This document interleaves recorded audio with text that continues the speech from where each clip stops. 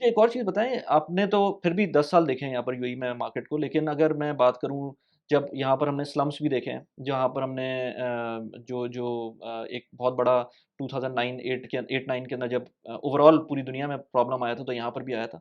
उससे किस तरह दुबई ने सीखा है और अब आगे क्या-क्या चीज़ें ऐसी हुई हैं जो कि इन्वेस्टर्स को कॉन्फिडेंस है कि दुबई, क्योंकि जैसे एक एस्क्रो का मैं एग्ज़ाम्पल देता हूँ, इसके अलावा और क्या-क्या चीज़ें हैं कि अच्छा, एक तो आपने खुद भी एस्ट्रो का ज़िक्र किया। हुँ, दूसरा ये कि जब क्योंकि मेरा मार्केट में आया तो मैं 2014 से, मगर मैं मार्केट से लिंक्ड हूँ 2005-6 से। अच्छा, कहीं न कहीं मैं फाइनेंस में था, तो मेरा कभी न कभी अबू धाबी आना-जाना रहता था। राइट, फिर मेरे बड़े भाई भी होते थे, तो उनके लिंक से मेरा कभी-कभी था यहाँ पे आना-जाना। मुझे पर्सनली ऐसा लगता है कि जो मार्केट में फ्लिपिंग हो रही थी ना, वो रुक गई है। हुँ, आपने 10 दिरहम की चीज़ खरीदी और अगले दिन उसको 20 दिरहम में बेच दिया, अब वो नहीं है। हुँ, फिर रेरा के कुछ लॉज़ हैं, दुबई लैंड डिपार्टमेंट ने कुछ लॉज़ बना दिए हैं।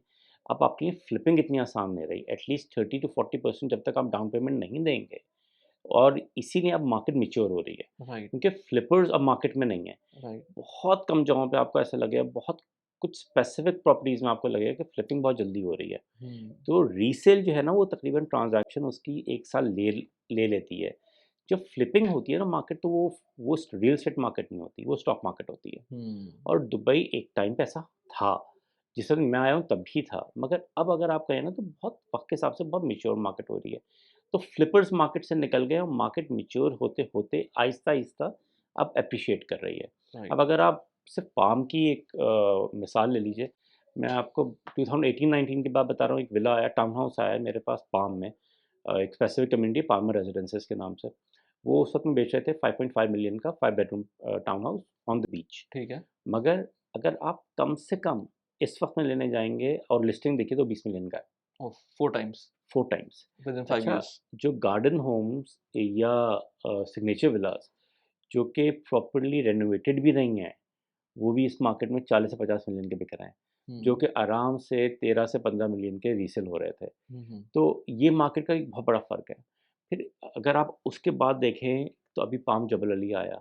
पाम जबल अली बहुत ऐसी मार्केट है कि आप जल्दी से फ्लिप करें, हाँ, मगर इन्वेस्टर को अब अलाउड नहीं है कि 10% देके फ्लिप कर लिया, नहीं, आपको एटलीस्ट 30-40% पे करना है, राइट, तो ही आप फ्लिप कर सकते हैं। राइट, तो ये मैच्योर मार्केट की अलामत है कि हुँ, ऑलराइट, ये वक़्त के हिसाब से उन्होंने सीखा कि नहीं, ऐसा नहीं होना चाहिए, स्टॉक मार्केट नहीं होनी चाहिए। रियल एस्टेट में लोग रहना चाहते हैं, हुँ, तो रियल एस्टेट को रियल एस्टेट मार्केट रहना चाहिए।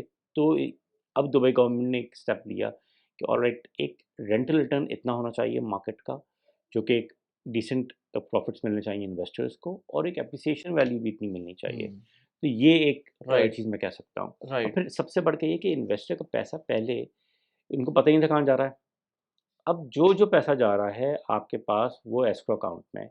इन्वेस्टर को भी पता है, डेवलपर को भी पता है, और डेवलपर के ऊपर भी अब चार्जेज़ हैं कि अगर उन्होंने टाइम पे आपने डिलीवर नहीं किया, तो उनको भी स्पेसिफिक चार्जेज़ पे करने पड़ेंगे। हुँ। तो इस लिहाज से आप कहिए कि मार्केट बहुत सिक्योर हो गई है, और इन्वेस्टर्स को भी यकीन है इस मार्केट। अच्छा, इसी को एक्सपैंड करें ज़रा, मुझे एस्क्रू को थोड़ा-सा फर्दर एक्सप्लेन करें कि ये एस्क्रू जो है वो मैंने अक्सर बात की अपनी वीडियोज़ में, लेकिन लोगों को फिर भी पता नहीं क्यों डर लगा रहता है यूएई के अंदर, दुबई में पुरानी जो अभी भी वही बात होती है ना, जैसे पाकिस्तान में एक न्यूक्लियर जो टेस्ट हुआ था, उसके बाद से वो फॉरेन अकाउंट्स हुँ, सीज़ हुँ, हुए थे, तो हुँ, आज तक 25 साल बाद भी हुँ, हुँ, लोगों को डर लगा रहता है कि ये सीज़ ना हो जाए हुँ, अकाउंट्स। हुँ। इसी तरह से एस्क्रू इतने इम्पोर्टेंट चीज़ है, तो उसको ज़रा एक्सप्लेन करें कि अच्छा, किस तरह से सेफगार्ड होता है पैसे? देखिए, एस्क्रो जो वर्ड है ना, तो पूरी दुनिया में यूज़ होता है। ठीक है, पूरी दुनिया की रियल एस्टेट, आप यूएस चले जाएँ, यूके, दुबई, एस्क्रो एक कॉमन वर्ड है। ठीक है, एस्क्रो जो बहुत कॉमन हुआ है ना दुबई में, वो हुआ 2012-13 के बाद। ठीक है। और इसका मतलब ये कि एक स्पेसिफिक अकाउंट है, जहाँ पे डेवलपर को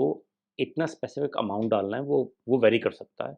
और उस अकाउंट से डेवलपर को परमिशन नहीं है पैसा निकालने की, जब तक एक स्पेसिफिक डेवलपमेंट ना हो जाए, ठीक है। ठीक है? ओके। तो जो इन्वेस्टर का जो भी पैसा आ रहा है, लेट्स से किसी ने 10% डाउन पेमेंट दी, तो 20 टू 30% पेमेंट जो होती है, वो एस्क्रो अकाउंट में जाती है। इसके प्रॉपर ऑडिट किए जाते हैं दुबई लैंड डिपार्टमेंट की तरफ से। तो इन्वेस्टर इस लिहाज से बहुत सिक्योर रहता है कि वो ऐप पे भी जाके देख देख सकता है कि ट्रांज़ैक्शंस कहाँ हो रही हैं। डेवलपर्स को भी डर नहीं होता कि इन्वेस्टर भाग जाएगा तो क्या होगा। तो दोनों साइड सिक्योर हैं, इन्वेस्टर्स राइट, भी सिक्योर हैं, और डेवलपर्स भी सिक्योर हैं, इन्वेस्टर्स भी सिक्योर हैं। या राइट। अच्छा ठीक है ऑफ प्लान के अंदर ख़ास तौर पे ये ज़रूरत होती है हुँ, इसकी एस्क्रो की, हुँ, तो समझ में आना चाहिए लोगों को हुँ, कि हुँ, इतना क्योंकि जो भी रेगुलेटेड एंटिटी हो जाती है हुँ, यूएई के अंदर, वो फिर उसमें फिर आप जो है ना थोड़ा-सा गवर्नमेंट पे बहुत ज़्यादा थोड़ा-सा क्या हुँ, बहुत ज़्यादा रिलाय कर हुँ, कर हुँ। सकते हैं।